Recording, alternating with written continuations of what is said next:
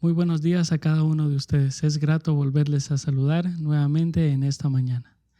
El Salmo 95, los versículos 1, 2 y 3 dicen lo siguiente. Vengan, cantemos al Señor, aclamemos con alegría a la roca de nuestra salvación. Acerquémonos a Él con acción de gracias. Cantémosle salmos de alabanza, porque el Señor es Dios grande, un gran Rey sobre todos los dioses. Alabémosle al Señor, porque Él es bueno.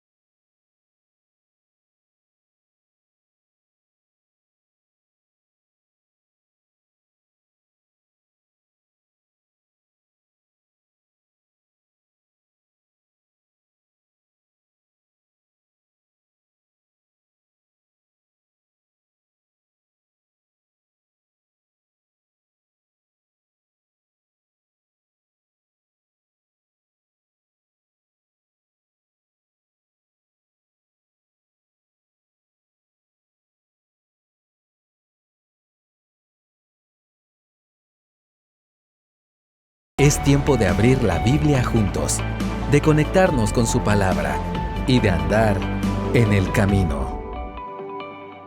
Hola, ¿qué tal? ¿Cómo estás, querida hermana? Es un placer para mí poder estar nuevamente colándome, filtrándome a través de tu pantalla.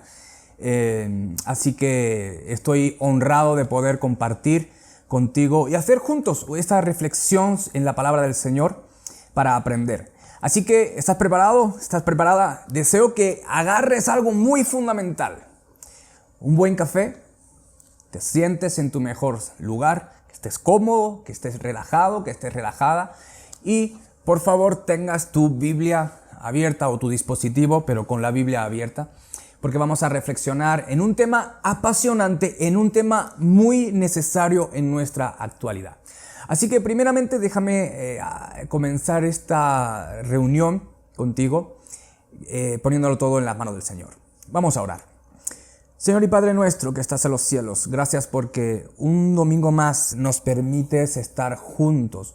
Nos permites poder abrir tu palabra, reflexionar en las cosas que son tuyas. Gracias por mis hermanos, gracias por mis hermanas que están viéndome. Yo sé que estamos siendo uno en el espíritu, aunque no estemos juntos físicamente como iglesia en un mismo lugar, pero somos iglesia y estamos unidos por tu Espíritu Santo. Gracias por el interés que tenemos en aprender más sobre tu palabra. Ayúdame para exponerla con claridad y ayúdame, Señor, para aprender todo lo que he preparado y para que mis hermanos y hermanas que me van a ver, que me están viendo y van a escuchar esta predicación puedan atesorarlo en su corazón. Lo ponemos todo delante de ti, en el nombre de Jesús. Amén. Amén. Muy bien. Este tema lo he titulado de la siguiente forma: ¿por qué debo leer y estudiar la Biblia? Y tal vez tú te estés preguntando y digas, bueno, ¿qué clase de pregunta es esa? Yo sé por qué debo leer y estudiar la Biblia. Soy cristiano y debo hacerlo porque, bueno, pues la Biblia es la palabra de Dios y es lo que debo hacer. Qué bien que estés tan seguro, tan posicionada en esa respuesta. Pero déjame decirte que este título y este tema no es tan sencillo como parece. Como te digo, tú puedes tenerlo muy claro y estoy encantado, orgulloso, feliz de que así sea, pero no todo el mundo que va a una congregación, no todo el mundo que dice ser cristiano, que lleva años en el Evangelio, no todo el mundo lo tiene tan claro. En la actualidad, muchos cristianos no tienen un hábito de lectura bíblica. Déjame decírtelo de nuevo. Pese a la creencia que todos podemos tener y a nuestro deseo de que, pues, todos los cristianos tuviéramos un hábito de lectura bíblica, no es así. Como te digo, en la actualidad, no todos los cristianos tienen el hábito de una lectura bíblica sistemática diaria. Y por ende, si no tienen un hábito diario de lectura, mucho menos tienen un hábito de estudio íntimo en la palabra del Señor, profundo, que le lleve a conocer más y más a Dios. Esto sucede. Y esto sucede porque en nuestros días estamos viviendo una aceleración del tiempo. Y no me dejarás mentir. Hoy me estás viendo en esta predicación, mañana es lunes, martes, miércoles, y ya de nuevo rápidamente, como si no hubiera pasado el tiempo, estamos escuchando en otro domingo a otro hermano haciendo otra predicación. El tiempo se nos va así, todo sucede muy rápido.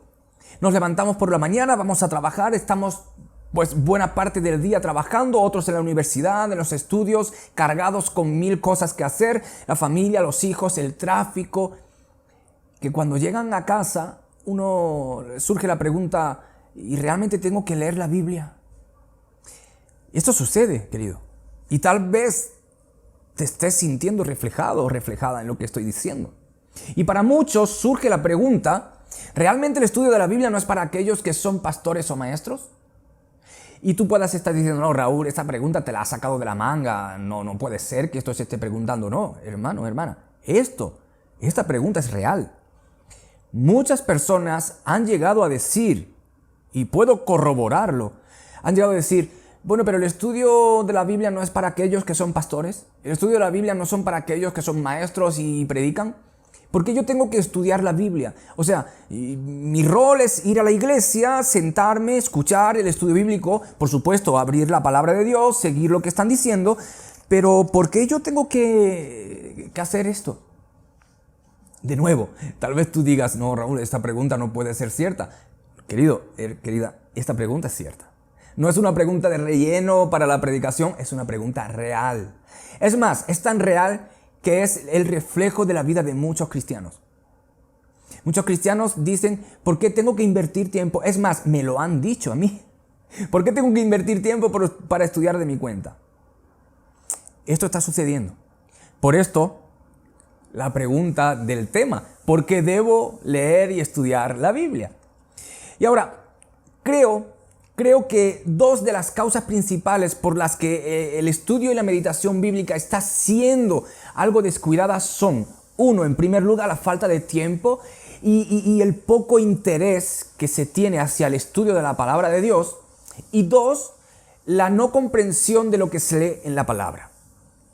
Lo voy a repetir. Dos de las causas principales por las que se descuida mucho el hábito de la lectura, de la disciplina de la lectura bíblica, la meditación bíblica, es la falta de tiempo y una falta de interés flagrante que se deriva del segundo punto, de una no comprensión de lo que se lee en la palabra del Señor. No sé tú, a mí me ha pasado algunas veces que estoy leyendo un texto o un libro de la palabra de Dios y a veces no me entero, no sé lo que dice, pero ¿por qué dice esto el autor? ¿A qué se está refiriendo? Y sucede, y esto pues lo he vivido en las preguntas de otros hermanos que me han hecho cuando estoy dando alguna clase, me dicen, cuando no entiendo la lectura bíblica, ese tiempo de tener que estar meditando se me convierte árido, se me convierte en un tiempo como un camino terroso donde no avanzo y por tanto pues me aburro y termino pues cerrando la Biblia. Esto sucede. Y en ese tiempo vamos a hablar un poco acerca de ello, de cómo poder redescubrir aquella pasión de la lectura bíblica, aquella pasión que teníamos al comienzo de nuestra vida cristiana. Pero también vamos a hablar sobre cómo hacer para comprender mejor la lectura bíblica. Déjame hablar primero sobre este punto. Dios se revela al ser humano. Mira, cuando Dios crea al hombre y a la mujer, Génesis, nos dice, el autor de Génesis nos relata que Dios se paseaba con el hombre. Y cuando hablo de hombre es un vocablo inclusivo, hombre y mujer, ¿ok? Y Dios se paseaba con el hombre. Y había una relación íntima, una relación estrecha del hombre y Dios, de Dios y el hombre. Y este relato que el Génesis nos dice de este paseo de Dios con el hombre, se infiere que el hombre en cada día, en cada momento que paseaba con Dios, en cada momento que tenía esa relación con Dios, descubría una faceta nueva de Dios. Pero el hombre decidió pecar libremente, deliberadamente decidió desobedecer a Dios y entró lo que se llama la muerte espiritual. O sea, la separación entre Dios y el hombre por causa del pecado. Y esto dio lugar que en cada generación del ser humano la imagen de Dios se difuminaba más y más. El conocimiento que Adán y Eva tenían de Dios en esos paseos que se daban con él, por cada generación y cada generación se iba descuidando más y más. El hombre llegó a olvidar quién es Dios y la maldad estuvo aumentando. La pregunta que cabe hacernos en este punto es, ¿qué hubiera pasado si Dios no se hubiera revelado al hombre después de la caída en pecado? Pues hubiera pasado que no hubiéramos conocido de Dios y tú y yo no estaríamos aquí hablando de este maravilloso Dios, único Dios. Ahora, cuando hablamos de revelación de Dios, quiero hacer una salvedad. En teología, cuando hablamos de la revelación de Dios, o de que Dios se ha revelado al hombre, básicamente hablamos de dos puntos: revelación general y revelación especial. Ahora, ¿qué es la revelación general? Bueno, Dios ha dejado por medio de la creación su impronta. Es decir, por medio de la creación podemos descubrir facetas de Dios. Quiero que me acompañes al Salmo 19, por favor. Abre tu Biblia en el Salmo 19 para descubrir lo que nos dice el autor. Salmo 19, versículo 1 dice: los cielos cuentan la gloria de Dios y el firmamento anuncia la obra de sus manos. Lo que está diciendo el salmista es que los cielos anuncian sobre ese Dios, sobre la gloria de Dios. La gloria de Dios es manifestada en la creación. La creación nos habla de ese Dios, nos habla de facetas de ese Dios creador. Pero recuerda también en Romanos 1, Pablo nos dice: En Romanos 1, 19 y 20, porque lo que de Dios se conoce les es manifiesto, pues Dios se los manifestó. Porque las cosas invisibles de Él, su eterno poder y deidad, se hacen claramente visibles desde la creación del mundo, siendo entendidas, esto es importante, por medio de las cosas hechas, de modo que no tienen excusa. Lo que Pablo está diciendo y lo que el autor del Salmo están diciendo es que la creación habla de Dios. La creación habla de Dios. Y quiero leerte lo que Richard Baxter dijo acerca de esto. Permíteme que te lo lea literalmente. Richard Baxter dijo: la obra de Cristo nos restaura por medio de la fe a la pureza, la obediencia y el amor en los cuales el hombre fue creado al principio. Por lo tanto, los hombres más santos son los mejores estudiantes de la creación divina. El estudio de la ciencia no tiene valor a menos que se esté buscando a Dios en la ciencia. La única sabiduría verdadera consiste en ver, adorar, amar y deleitarse en Dios tal como Él se ha revelado en su creación. Por lo tanto, es un peligro en la educación anteponer otras materias al estudio de Dios. La teología, dice, debería ser primero y ser la guía en todos los demás estudios. La naturaleza, ojo a esto, la naturaleza debería ser leída como uno de los libros de Dios que Él hizo para revelarse a sí mismo. Voy a repetir esta frase. La naturaleza debería ser leída como uno de los libros de Dios que Él hizo para revelarse a Él mismo. Lo que está diciendo Baxter es que Dios se revela en la naturaleza. La naturaleza habla de ese creador y esto es llamado revelación general. Pero déjame decirte que la revelación general no es suficiente para que el ser humano tenga un entendimiento más íntimo de Dios y en sí una relación personal con Él. ¿Por qué? Porque la revelación general no nos explica aquellos atributos de Dios que necesitarían ser explicados por medio de una revelación más puntual. Es decir, la revelación general nos habla sobre el poder de Dios al ver este maravilloso firmamento. Este firmamento que se está extendiendo nos revela que ese Dios es un Dios poderoso, no es un Dios pequeño, es un Dios poderoso.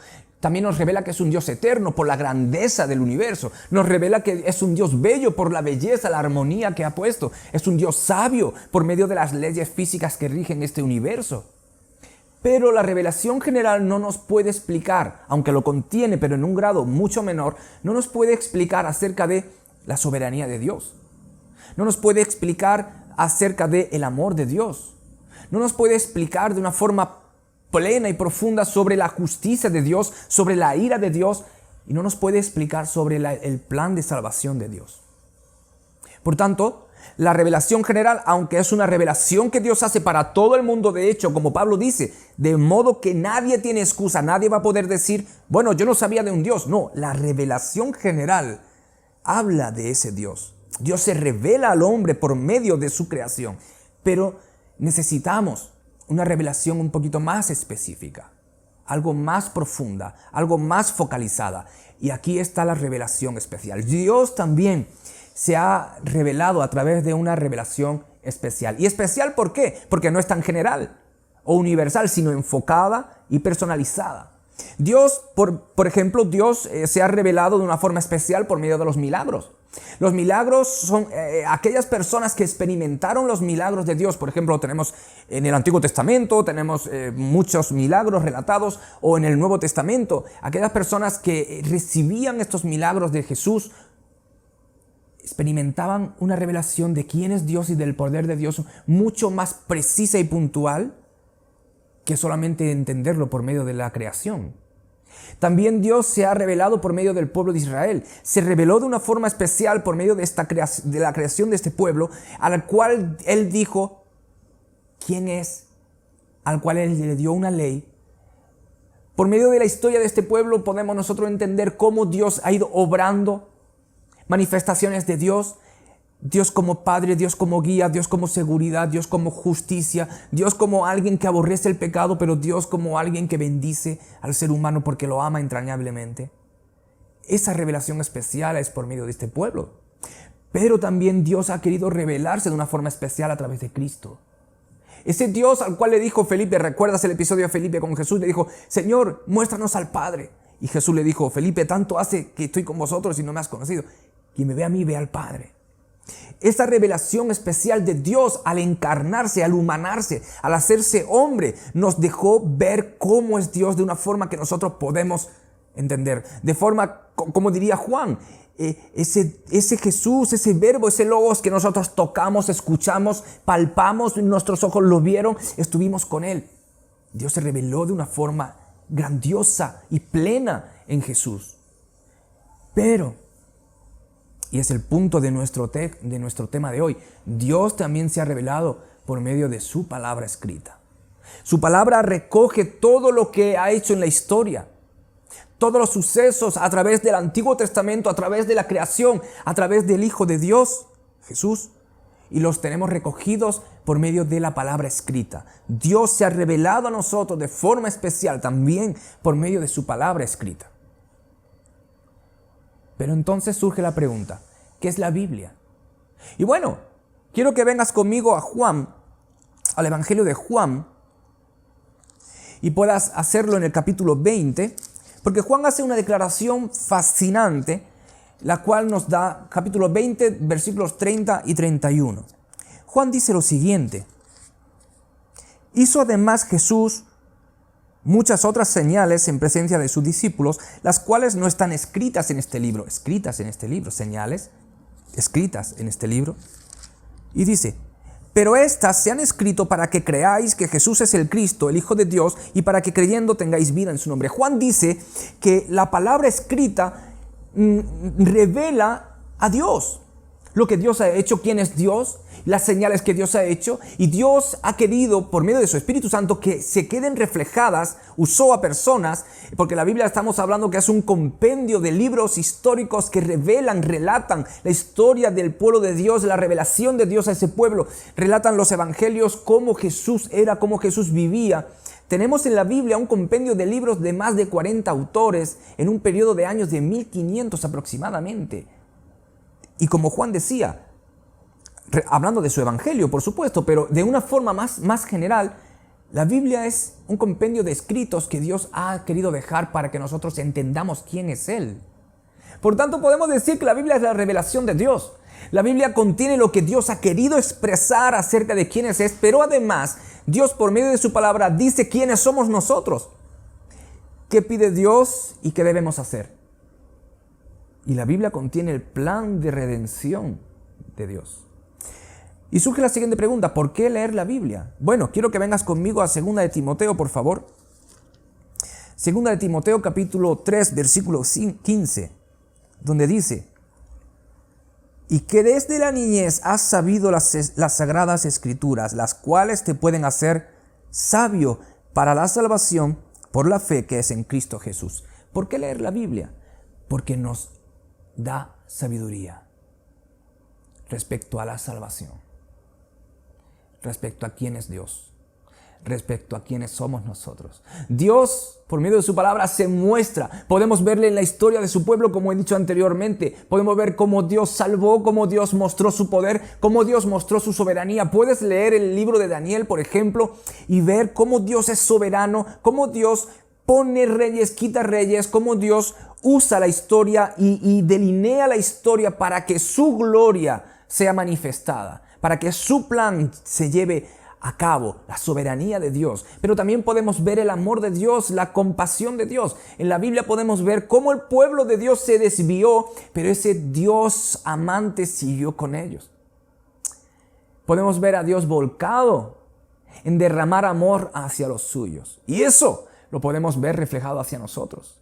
Entonces, ¿por qué leer la Biblia? Bueno, porque la Biblia nos dice quién es Dios. La Biblia nos dice quién es Dios. Isaías 41:13 habla de Dios como sostenedor, como ayudador. La Biblia, Salmo 31:3 dice que Dios es guiador. El Salmo 34:8, puedes buscarlo en tu casa, habla de Dios como bueno. Levítico 19 expresa a Dios, muestra a Dios como santo. Y también dice que nosotros debemos ser santos porque Él es santo. Romanos 1:18 habla de Dios como ira. La Biblia nos muestra quién es Dios. Pero también la Biblia me dice quién soy yo. Podemos ver cuando Dios da la ley a su pueblo en Éxodo 20, cómo esa ley, lo que nosotros llamamos los 10 mandamientos, refleja nuestra incapacidad de cumplirlos. Por lo tanto, Romanos 3:23 nos dice que estamos destituidos de la gloria de Dios porque hemos pecado. Muy al contrario de este mundo que ensalza con una voz profética, entendiendo como lo estoy diciendo, una voz profética ensalza de una forma errada nuestras cualidades, diciendo que somos campeones, que declaremos que podemos tener todo lo que deseemos. La Biblia nos muestra la verdadera realidad. Somos pecadores, hemos pecado en contra de Dios y necesitamos el perdón de Dios. Necesitamos adquirir de nuevo la vida porque estamos muertos en nuestros delitos y pecados. La Biblia me hace una radiografía de quién soy yo. Pero también la Biblia me enseña qué sucederá en el futuro, la escatología. La Biblia también me enseña sobre la vida futura, cómo vamos a vivir. Apocalipsis, por ejemplo, te relata que allí no habrá muerte, llanto, clamor ni dolor. ¿Cómo va a ser esa vida de fantástica? Pero también la Biblia me enseña cómo caminar hoy en la vida. No solamente me enseña quién es Dios, no solamente me enseña quién soy yo, no solamente me enseña cómo va a ser ese juicio escatológico que vendrá Jesús haciendo juicios a las naciones, no solamente también me enseña cómo va a ser la vida futura, sino que me enseña para la vida actual. Enseña a los jóvenes cómo prepararse para la vida, cómo encomendar a Dios su vida para que no se resbalen. Enseña a los matrimonios cómo el hombre y la mujer tienen que tratarse dentro del matrimonio, cómo hacer que ese amor florezca cada día más para hacer un matrimonio que agrade y que dé gloria a Dios, un matrimonio que no tenga ruptura. También enseña a los padres cómo amar a sus hijos, pero también enseña a sus hijos cómo amar a los padres. Pero también enseña, queridos, queridas, a este sector de hermanos y hermanas que ya han vivido laboralmente, ahora están en el retiro y tienen tiempo libre. La Biblia también les dice cómo aprovechar ese tiempo para la gloria de Dios. Por tanto, la Biblia nos habla para nuestra vida. ¿Te das cuenta de la importancia que tiene la lectura bíblica? Ahora, pero el mayor problema por el cual las personas no disfrutan la lectura bíblica, si hemos hablado de todos estos beneficios, de por qué tenemos que leer la Biblia, porque es la palabra de Dios, porque nos revela quién es Él, porque esta es la voluntad de Dios escrita, revelada a nosotros. Entonces, ¿por qué las personas no están teniendo ese encuentro con la Biblia? ¿Por qué muchos cristianos, mejor dicho, no tienen esa naturalidad con la lectura bíblica, esa disciplina de lectura bíblica en sus días? Y el mayor problema por el cual las personas no disfrutan la lectura bíblica son dos. Por un lado, la falta de hábito y por otro lado, el no comprender lo leído. Y vamos a hablar sobre esto. Seguramente no te has percatado de la cantidad de hábitos adquiridos que tienes. Nos movemos por hábitos de vida que hemos implementado, los cuales determinan cómo son nuestros días, cómo es nuestra vida diaria. Ahora, aquí tienes en esta pantalla, ¿qué es un hábito? Un hábito es una práctica habitual. Un hábito es un acto que realizamos por costumbre. Y como puedes ver, hay hábitos tóxicos y saludables. Y todos tenemos de estos. Lo que ocurre es que tenemos más hábitos tóxicos que saludables. Tenemos que hacer una construcción de nuevos hábitos, ¿ok? ¿Qué son los hábitos tóxicos? Bueno, son aquellas prácticas habituales que en vez de sumar cosas positivas para la vida, restan. Por ejemplo, un exceso de redes sociales. ¿Qué hace esto? Resta tiempo útil que es literalmente tirado a la basura, el cual podríamos estar utilizándolo para ser proactivos en algo que contenga mucho más valor. Por ejemplo, es algo muy normalizado en nuestros días. ¿Y cuáles son los hábitos saludables? Bueno, pues aquellas prácticas que influyen para una calidad de vida. Una forma positiva que nos otorgue una calidad de vida diferente. Quiero que te quedes con esta frase. Los hábitos de vida que tengas hablarán del resultado de vida que vivirás o que vives. Lo repito. Los hábitos de vida que tengas hablarán del resultado de vida que vas a vivir o que estás viviendo. Muchas personas en la actualidad se sienten interiormente asfixiadas porque el estrés de una vida rápida, una sociedad cada vez más competitiva, crea en ellos un sentido de vértigo emocional que los asfixia por dentro. Es por esto que la creación de hábitos saludables nos estabilizará.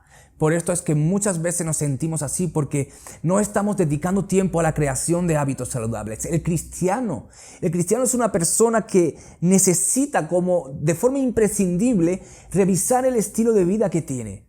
Voy a hablar en primera persona.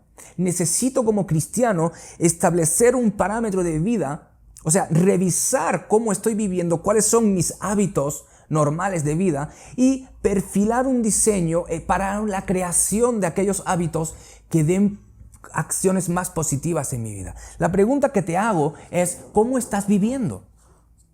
La pregunta que me hago es, ¿cómo estoy viviendo? ¿Qué disciplinas estamos desarrollando que aporten bienestar físico y también espiritual? Y esto es para pensarlo. Y esto tiene mucho que ver con el tema de hoy, vas a ver. Necesitamos como cristianos crear hábitos de vida saludables, tanto en lo físico como en lo espiritual. Recuerda, el autor de Génesis dice que Dios nos hizo con un cuerpo físico y también con un espíritu. Por tanto, somos personas, somos seres con una parte física y una parte espiritual.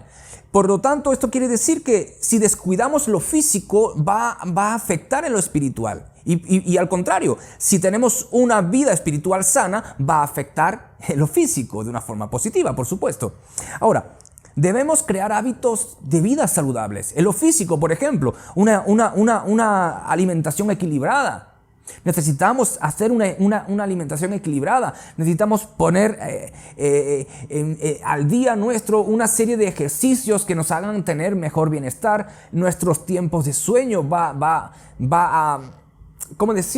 a permear en nuestro bienestar diario. Pero por otra parte tenemos también que tener y crear aquellos hábitos o disciplinas espirituales. ¿Cuáles son estos? Por ejemplo, un plan definido para leer. Un plan definido de lectura y reflexión que nos lleve a tener esa conexión con Dios, a aprender más de Él. También un plan definido para orar. Esto es, tiempos de quietud con Dios. Tiempos de quietud donde todo se paraliza para mí y estoy conectado con Dios. Ahora tú dirás, ¿cómo se consigue este hábito? Bueno, traza un plan definido para un tiempo diario y síguelo. Tú dices, wow, qué fantástico, me gustaría tener esto, ¿cómo suena de bien? Pero yo no sé cómo hacer esto. Bueno, tienes que crear el hábito. Créate un plan definido en tus días. Elige una hora exacta todos los días donde ese tiempo es para ti y para Dios. Para nadie más. Porque necesitamos esos tiempos de forma personal con el Señor. Tiempos para leer, tiempos para meditar, tiempos para orar, tiempos para estar en silencio con Dios, dejando que Él nos hable. Traza un plan definido en tus días, trabaja, agéndalo y cúmplelo. Y harás, al paso del tiempo, formarás este hábito. Ahora, vamos a pasar al otro tema. Porque muchos cristianos dicen, es que no entiendo la lectura. Yo ya he entendido, Raúl, que tengo que, para recuperar esa pasión por la lectura bíblica, tengo que crear el hábito. Perfecto, voy a intentarlo. Pero Raúl, ¿qué me dices de la otra parte que has hablado al principio? ¿Qué me dices es que yo no entiendo muchas veces lo que leo? Ok, por esto este título, para comprender mejor la Biblia. Y aquí quiero que observes algo que te voy a mostrar. Supongamos, hablemos de la segunda carta de Juan, ¿ok? Con esto lo que te quiero mostrar es por qué no entendemos muchas veces las Escrituras. Piensa en Juan, en su segunda carta. Esta fue escrita a finales del siglo I. Y nosotros hoy estamos en el año 2020. Como puedes ver en esta línea de tiempo, hay un salto generacional. Desde que Juan escribió su carta a finales del siglo I, hasta nosotros, años 2020, hay casi 2000 años de salto generacional. Esto quiere decir que Juan y los receptores de la carta del Nuevo Testamento, de la iglesia donde Juan escribió, tenían una cultura diferente, tenían un idioma diferente, tenían un pensamiento diferente, tenían religiones diferentes, la cultura me refiero, había religiones diferentes y una política diferente. hay toda unos ingredientes desde nosotros hasta donde ellos estaban que son distintos. Por tanto, esta pregunta, ¿por qué muchas veces no entendemos la Biblia? Porque la leemos sin tener en cuenta ese salto de tiempo. Hoy nosotros vamos a la Biblia con nuestros ojos, con nuestros pensamientos, con nuestra cultura, y no nos percatamos de que nuestra cultura, nuestras vivencias son muy distintas a la de los autores de la Biblia.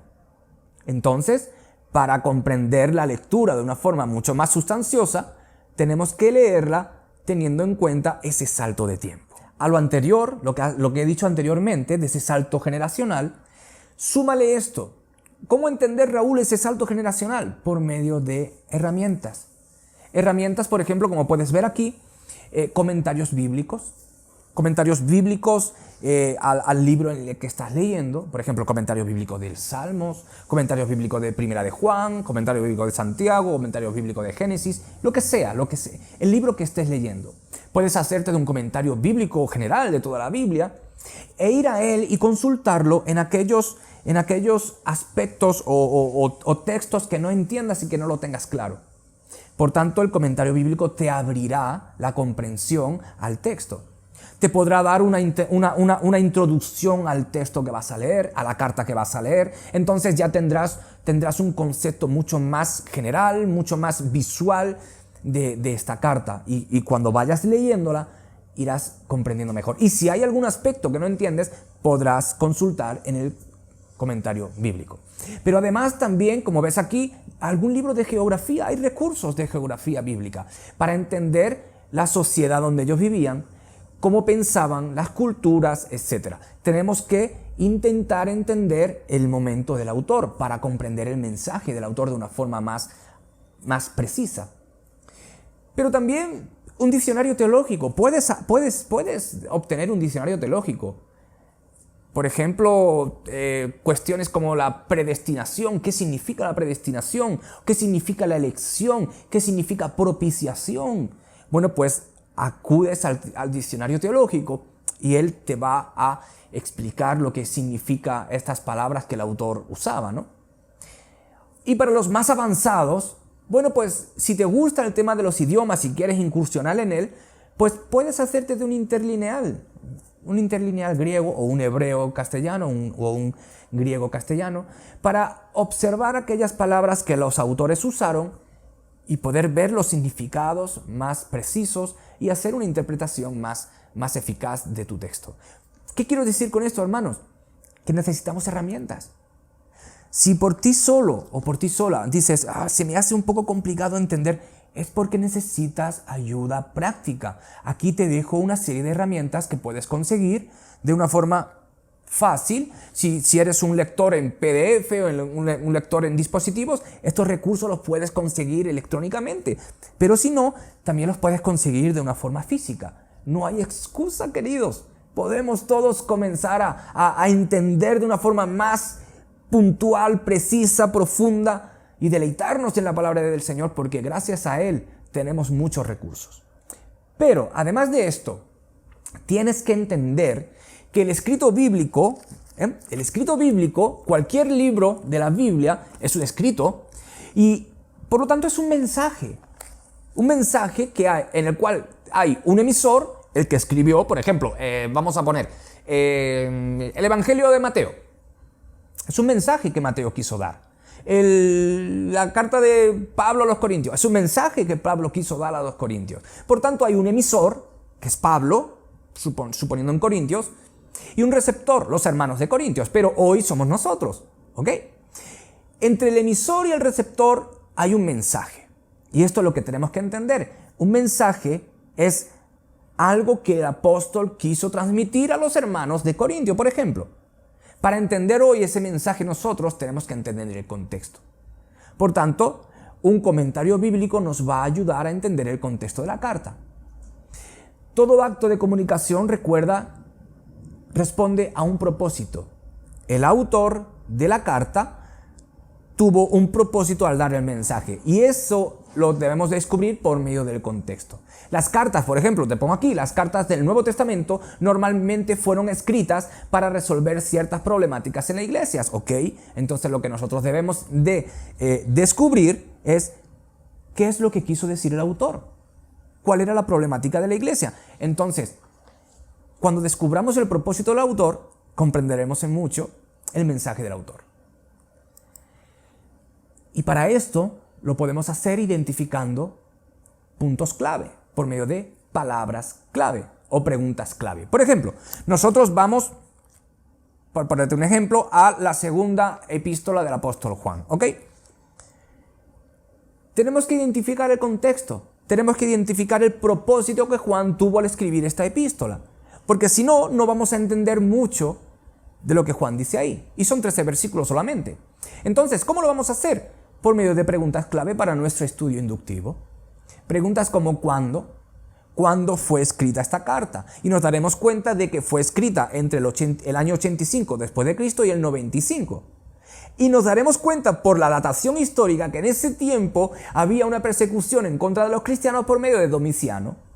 Ya entendemos un poquito más posiblemente porque Juan escribió qué sucedía en su tiempo. Pero también tenemos que hacer la pregunta, ¿dónde? ¿Dónde fue escrita? ¿Dónde estaba Juan? ¿Dónde estaban los receptores? Y ver en ese contexto geográfico, investigar un poquito más acerca de cómo pensaban, cuál era su cultura, qué problemáticas tenían, la política, etcétera, etcétera, ¿verdad? ¿A quién? ¿A quién escribió Juan? Bueno, pues hacer esa investigación que nos lo dice el texto. Por ejemplo, el texto mismo responde muchas de estas preguntas, o casi todas estas preguntas. ¿A quién escribió Juan? ¿Por qué? ¿Por qué escribió Juan? Y estas preguntas ya son un poquito más incisivas, nos llevan al meollo. ¿Por qué escribiste, Juan? Entonces tenemos que investigar por medio de esta pregunta la razón por la cual escribió Juan. ¿Cómo? ¿Cómo estabas, Juan, cuando escribías? ¿Cómo estaban los receptores cuando escribiste? Lo cual nos dará mucha de la respuesta del por qué escribiste y qué. ¿Qué quisiste decirles, Juan? ¿Qué sucedía para que escribieras, Juan? Hermanos y hermanas, si hacemos estas preguntas al texto, que esto es un trabajo investigativo, pero no por ello es un trabajo difícil y complejo que no puedas hacer tú, que solamente lo puedan hacer los eruditos bíblicos. No. Esto es para todo público. Esto es para todos, porque esto es estudiar la palabra del Señor. Y la palabra del Señor es para todos. Por tanto, queridos, queridas, haciendo estos simples pasos, podremos identificar el mensaje de una forma más correcta. Y entonces, mi lectura de la palabra del Señor será mucho más satisfactoria. No será tan árida, no será tan escabrosa como algunos me han dicho. Es escabroso, algunos textos son escabrosos. Sí, por supuesto, hay cosas complicadas en la palabra del Señor. Hay cosas que incluso los eruditos no entienden a cabalidad. Pero la mayoría de cosas escritas en la palabra del Señor fueron escritas con el propósito de que el Señor fuera revelado. El propósito de Dios al dejar su revelación fue que lo entendiéramos. Entonces, eso quiere decir que todos podemos entender su palabra, haciendo un buen uso del estudio de su palabra. No hay excusa, queridos, no hay excusa. Todos podemos entenderla. Todos como cristianos, y termino, todos como cristianos, como hijos e hijas del Señor, deberíamos estar amando su palabra. Como dice el texto, oh, cuánto amo yo tu ley. Todo el día es ella mi meditación. Más dulce que la miel es tu palabra, mi paladar. Que recobremos, queridos, que recobremos estas expresiones del salmista. Que pueda ser en mi vida, que pueda ser en tu vida esta expresión un hecho. Oh, cuánto amo yo tu ley, Señor. Todo el día es ella mi meditación. ¿Por qué? Porque quiero conocerte más, Señor, porque quiero saber más de ti, Señor, porque te quiero, Señor, porque te amo, porque eres mi adoración, porque eres mi devoción. Porque quiero tener esa relación contigo, Señor. Porque si te amo, porque si yo amo a Dios, queridos, si tú amas a Dios, si amamos a Dios, tenemos que amar su palabra, porque su palabra es su ley, es su voluntad, es lo que Él ha dicho, nos refleja sobre Él. Por tanto, no tenemos excusas, queridos. Recobremos el sentido de la lectura y meditación bíblica. ¿Cómo? Hagamos un hábito, creemos un hábito. Los hábitos se crean. Todos los hábitos que tenemos pues son por adquisición, porque hemos copiado de otros. Por tanto, empecemos a adquirir, a crear nuevos hábitos.